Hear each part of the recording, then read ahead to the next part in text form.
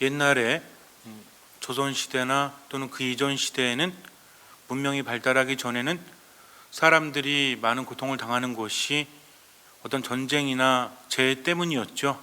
그래서 전쟁이 일어나면 수많은 사람들이 죽어갔고 가뭄이나 태풍이나 또는 많은 비나 이런 것들 때문에도 많은 고통을 당했습니다. 그리고 또 무엇 때문에 많은 사람들이 죽을 수밖에 없었죠?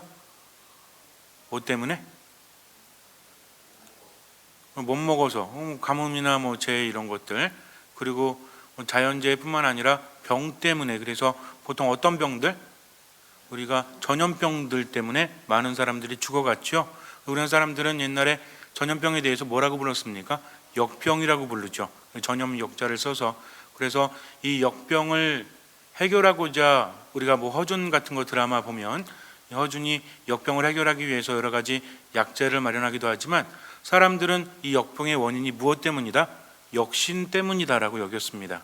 그래서 역신이라는 존재, 귀신이 역병을 불러일으키기 때문에 어떻게 병을 내쫓을 수 있다?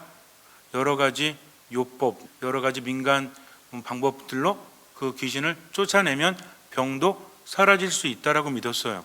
그래서 어떤 걸 했냐면 오곡밥을 지어 먹거나 팔수로 죽을 써서 대문 또는 마당 여기저기 놓아두거나 또는 빨래판을 바가지 같은 것으로 긁으면 이상한 소리가 나죠. 이 소리를 듣고 역신이 물러간다라고 생각을 해서 그렇게 했습니다. 또는 부적을 쓰기도 했지요. 그런데 신라 49대 헌강왕 때 헌강왕이 이제 좀 나와서 논일다가 그때 많은 백성들이 풍족한 그런 환경 안에서 왕이 선정을 베풀었기 때문에 굉장히 여유로웠대요. 백성들이 여유로우니까 뭐가 발달합니까? 노래하고 술 마시고 춤추고 이런 것들이 발달하게 되어 있죠. 흥청망청하는 거 말고요. 그래서 그렇게 하니까 왕도 기분이 좋아서 여기저기 이렇게 나갔다가 돌아오는데 어떤 바닷가 옆에서 쉬고 있는데 굉장히 안개와 구름이 껴가지고 아주 앞이 보이지 않았다고 합니다. 그래서 이제 이게 어떻게 된 일인지 물었죠. 그랬더니 신하 중에 점성관이 말하기를 용왕이 노예에서 이런 일이 지금 벌어진 겁니다. 이렇게 말하니까 그럼 어떻게 하면 그 용왕을 달랠 수 있겠느냐? 그랬더니 절을 하나 지어서 용왕에게 바치면 아마 용왕이 마음을 풀 겁니다. 이렇게 말했대요. 그래서 이제 헌강왕이 그러면 절을 하나 지어서 용왕에게 바치도록 해라 라고 말을 했습니다. 이 말을 하자마자 안개가 걷히고 구름이 걷혔대요. 그래서 그것을 개운포라고 부른다고 하죠. 근데 이렇게 하고 나니까 또 한참 보는데 저쪽 바닷가 쪽에서 8명 되는 정도 사람이 춤을 추면서 놀고 있는 거예요. 그래서 가서 보니까 이 도대체 뭐 하는 거냐고 물으니까 그 중에 한 사람이 말하기를 저희 아버님이 용왕님이신데 임금님이 선정을 베푸신 것에 대해서 공덕을 찬양하기 위해서 아들 7을 데리고 나와서 이렇게 춤을 추면서 노래하고 있습니다. 악기를 연주하고. 이렇게 말하니까 임금이 기분이 좋아요, 안 좋아요? 기분이 좋죠. 옛날 이야기 들어보면 참 왔다 갔다 지 멋대로 들이죠.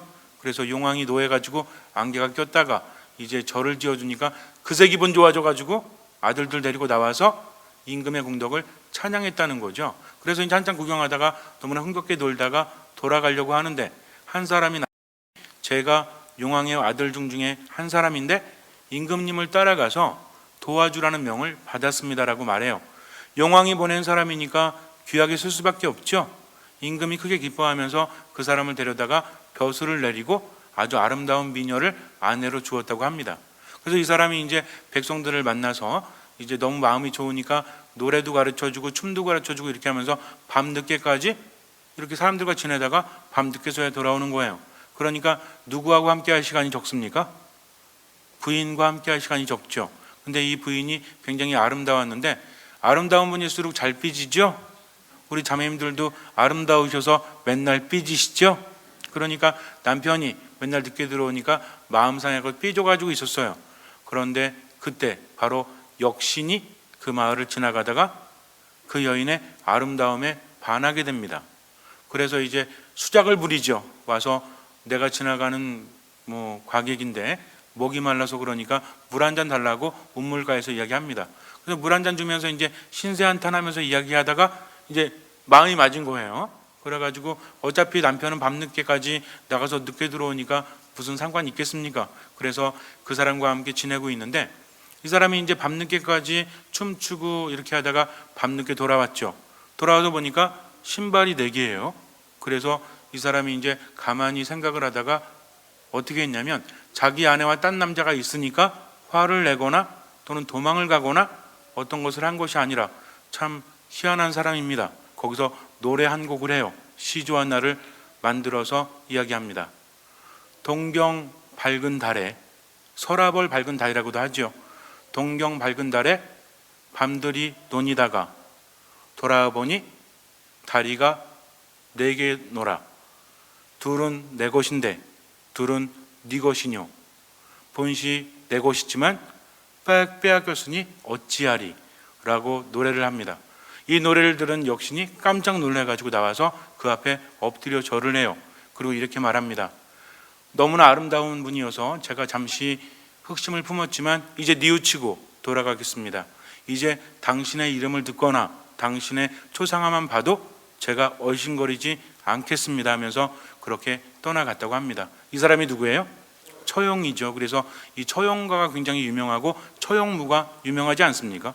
그래서 그 다음에 이제 신라 사람들은 처용무를 추면서 처용가를 부르면서 역신을 그렇게 쫓아내었다고 합니다.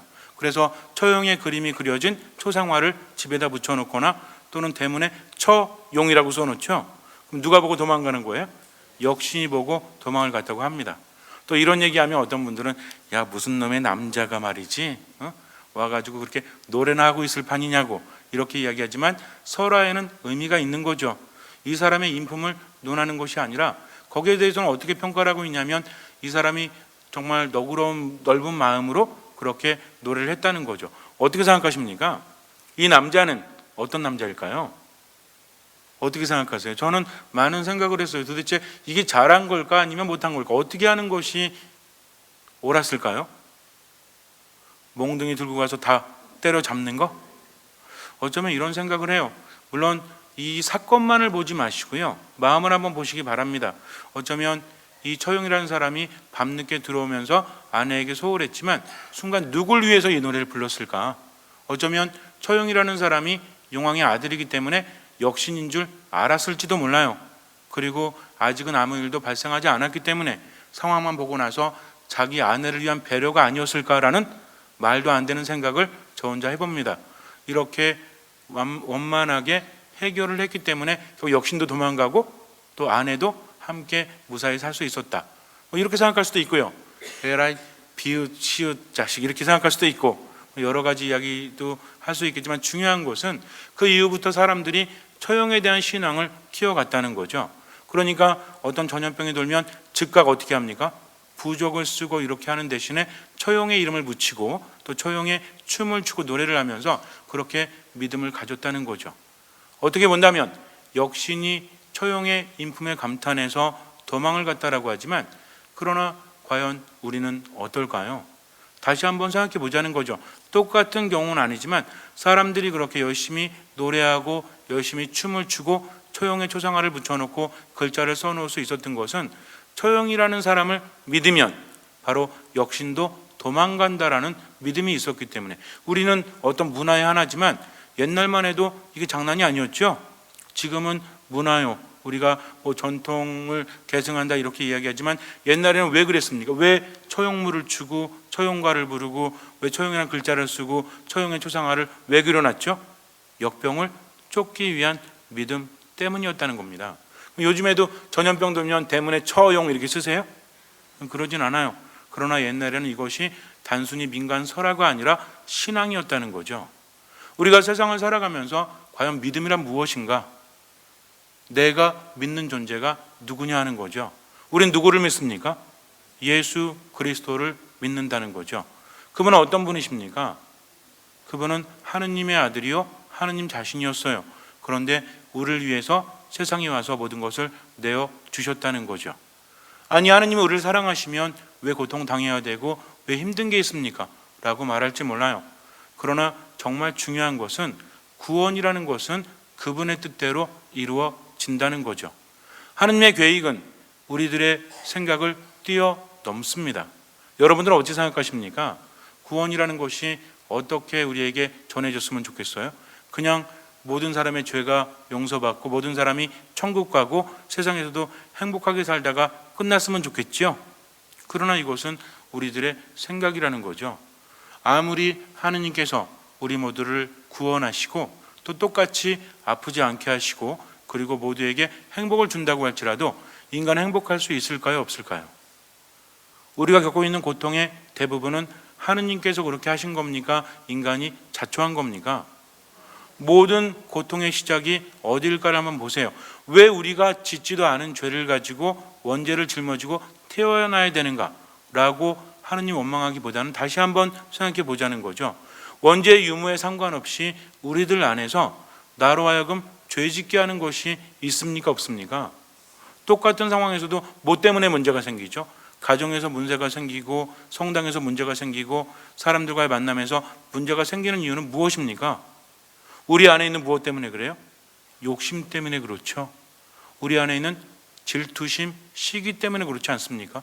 결국은 눈에 보이는 것이 아닌 보이지 않는 것 때문에 인간은 고통스러울 수밖에 없다라는 거죠. 수많은 사람들이 굶어 죽어가고 있어요. 수많은 사람들이 아파하고 있습니다. 그러면 하느님은 왜 이러실까? 이런 생각을 하기도 하지만 다시 한번 생각해 보세요.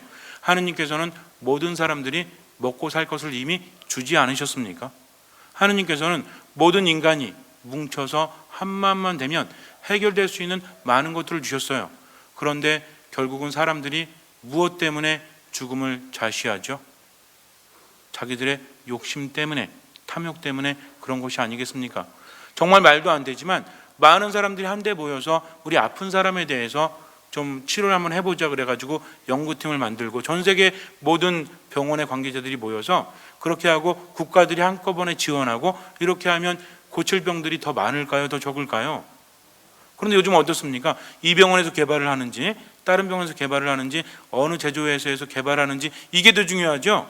그러니까 서로 하나가 돼서 정보를 공유하기보다는 자기들이 개발해서 어떻게 하려고? 많은 사람들 살리려고? 이런 것도 있겠지만 우리가 이 약을 개발해서 대박 쳐서 뭐가 되려고? 부자가 되려고. 결국 무엇 때문입니까? 욕심 때문이라는 거죠. 그래서 가만히 살펴보면 결국은 원죄라는 것은 우리가 짊어지고 태어났다는 것은 하느님께서 우리에게 짊어주신 것이 아니라 인간의 자유의지 때문에 우리 안에서 겸손하지 못한 마음 때문에 이미 계속해서 일어나고 있다는 겁니다. 처음 인간이 원죄를 지은 것은 선악과를 따먹은 거라고 하죠. 단순히 열매를 따먹은 게 그 죄가 아니라 우리는 안 따먹었잖아요. 그죠? 선악과 따먹으셨어요? 저는 그때 없었어요. 여러분도 혹시 옆에 있으셨습니까? 없었다는 거죠. 억울하지 않습니까? 실제로 어떤 사람들은 그래요. 어떤 신앙에 대해서 부인하거나 비판할 때 뭐라고 그러냐면 야, 아담과 하와가 선악과를 따먹었는데 우리는 없었거든. 근데 왜 세상에 죽음이 들어와야 되고 왜 죄가 들어와서 많은 사람이 힘들 수밖에 없어. 이게 하느님이 인간을 사랑하면 왜 이렇게 하지? 라고 말합니다. 그러나 좀 더 깊이 한번 생각해 보세요. 이미 선악과를 따먹은 그 행위는 우리들 안에서 수도 없이 반복되고 있지 않습니까? 내 마음 때문에. 하느님은 사랑하라고 하셨죠? 하느님은 서로 내어주라고 하셨어요. 근데 우리는 살면서 나를 내어줍니까? 내어주지 않습니까? 나를 먼저 생각합니까? 다른 사람을 먼저 생각합니까? 나를 먼저 생각할 수밖에 없다는 거죠. 그러니까 선악과를 따먹지 않았어도 이미 그것은 우리들 삶 안에서 반복이 되어지고 있다는 거죠. 우리들의 마음이 문제라는 겁니다. 그렇다면 세상을 살면서 이 부족한 마음 때문에 하느님께서는 어떻게 하면 인간을 구원하실 수 있을까? 인간 스스로가 깨닫기를 바라시고요. 인간 스스로가 돌아오기를 바라신다는 거죠. 구원에 대해서 우리가 너무나 단순하게 생각하면 안 돼요. 예수님께서는 구원을 이루시지 않았습니까? 이것까지는 맞아요. 그러나 그분 우리에게 무엇을 촉구하시죠? 내가 다 구원 이루었으니까 이제 됐어. 이렇게 말씀하십니까? 나를 따라오너라 하면서 자꾸만 어디로 가기를 바라세요? 하느님 안에 머물기를 바란다는 거죠. 이걸 우리가 뭐라고 합니까? 이미 구원은 이루어졌지만 뭐가 이루어지지 않으면 구원에 속하지 않아요? 뭐하고 복음을 믿어라 계속 말씀하시죠? 하느님 밖에 있다가 하느님 안으로 들어오라고 말씀하시잖아요. 나는 길이요 진리요 생명이다. 나를 통하지 않고는 아버지께 갈 수 없다라는 말씀은 나를 통해서 어디로 가란 얘기죠? 아버지 안으로 가란 이야기죠. 이걸 뭐라고 합니까? 이걸 회개라고 하는 거예요.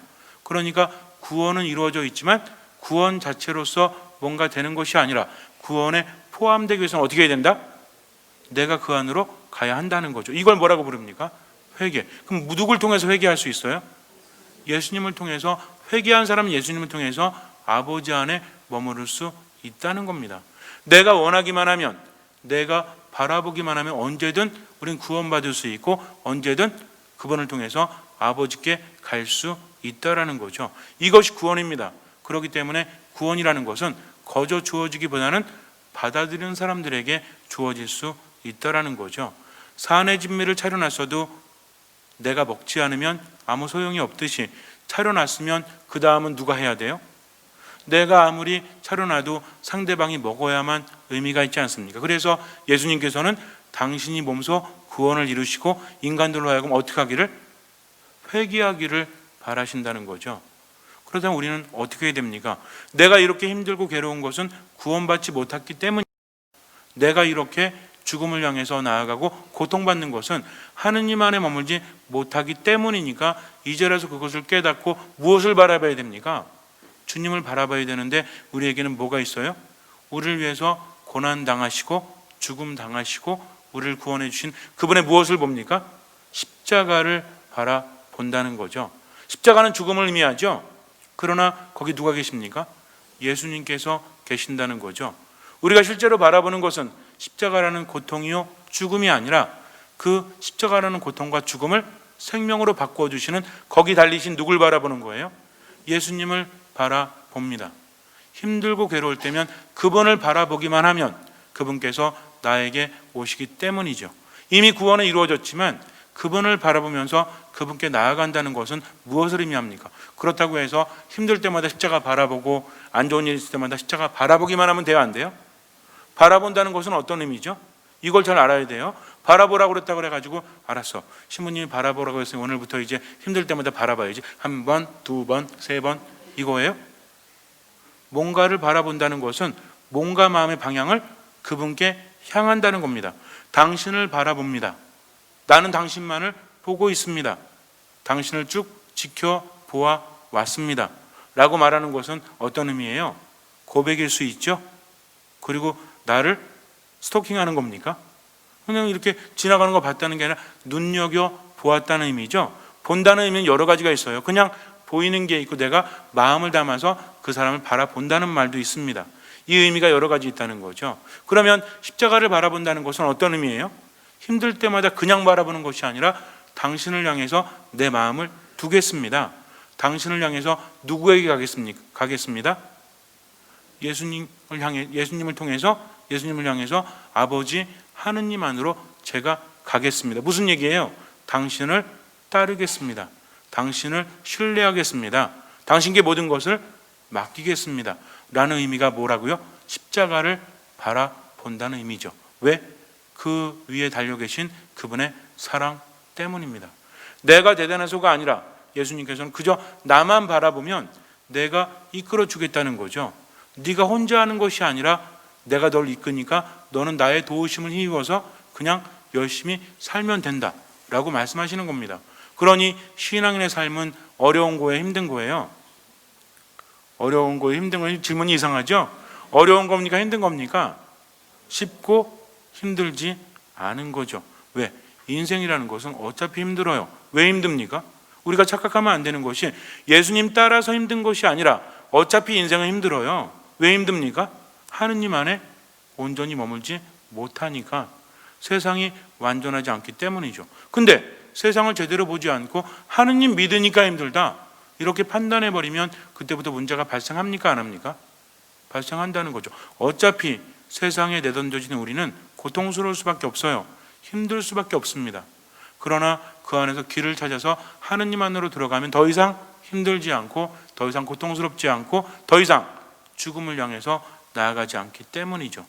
그래서 우리가 그렇게 된 것은 누구 탓입니까? 누구 탓이에요?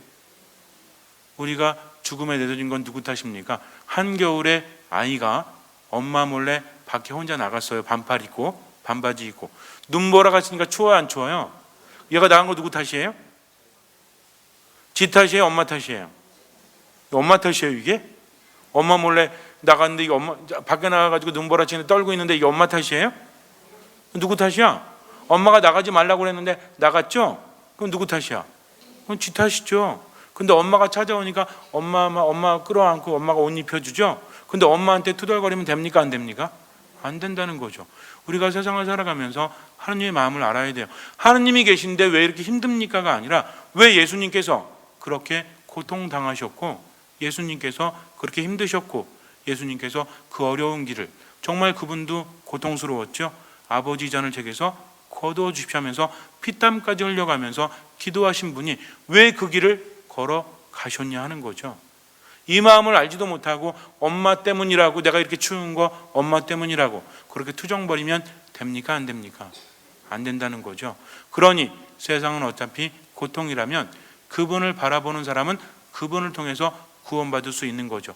쓸데없이 시간 낭비하지 마세요. 하느님 아무리 원망해도 세상은 바뀌지 않습니다. 왜냐하면 하느님 탓이 아니기 때문이죠. 그분은 우리가 구원되기를 바라세요. 지금도 당신을 바라보기만을 바라십니다. 우리에게 희망이 있는 것은 내가 대단해서가 아니라 그분이 죽기까지 하느님께 순종하심으로써 우리를 사랑하셨기 때문이죠. 그래서 우리는 이 험악한 세상, 이 험난 세상을 내 힘으로 살아가는 것이 아니라 그분의 무엇으로? 도우심으로 살아갈 수 있다는 것입니다. 그분의 사랑을 바라봐야지 어려울 때 포기해버리면 안 돼요. 그분은 포기하기를 바라지 않으십니다. 어떤 경우에라도 믿음을 두고 따라오기를 바라시는 거죠. 그러니까 뭐라고 하세요? 내가 다 마련해 두었다. 너는 그저 뭐하기만 해라? 따라오고 믿기만 해라. 그러니까 예수님께서 무엇을 보시고? 믿음을 보시고 우리를 구원하십니다. 하느님으로부터 멀어진 것은 불순종 때문이죠. 그러니까 순종하기만 하면 언제든 아버지 안에 머물 수 있게끔 누가 해주셨어요? 예수님께서 해주셨다는 거죠. 초용가를 부르면서 초용물을 추면서 초용에 초상화를 붙여놓고 역신을 내쫓는 것이 아니라 우리는 세상을 고통으로 이끈 사탄의 유혹으로부터 바로 누구 때문에? 예수 그리스도 때문에 구원받을 수 있고 우리는 은총 안에서 그분의 보호받고 치유를 받을 수 있는 것입니다.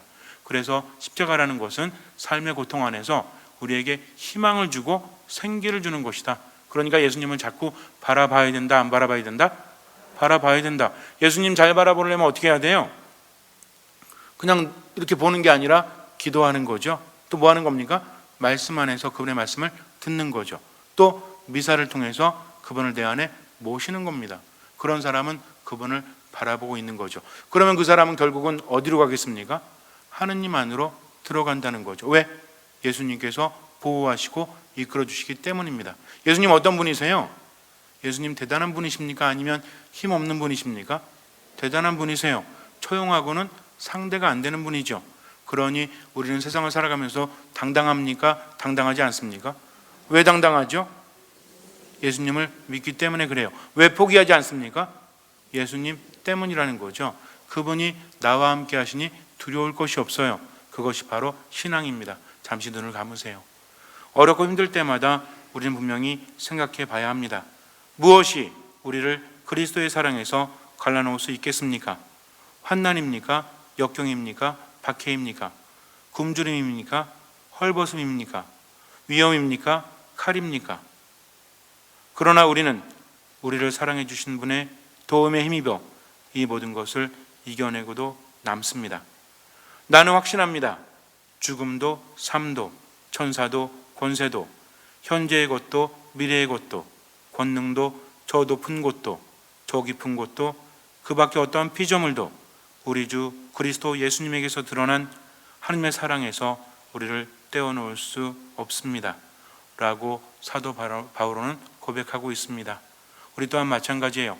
힘들고 괴로워도 내 죄가 아무리 많아도 하느님께서 우리를 사랑하시기 때문에 희망을 갖습니다. 그러니 절대로 포기하지 마십시오. 힘들어서 죽을 것 같으면 죽을 때까지 기도하십시오. 죽을 때까지 말씀 안에 머무십시오. 미사 안에서 오직 예수 그리스도의 십자가만을 바라보십시오. 주님께서는 그 믿음을 보시고 우리 삶에 놀라운 기적을 일으켜 주실 것입니다. 아멘.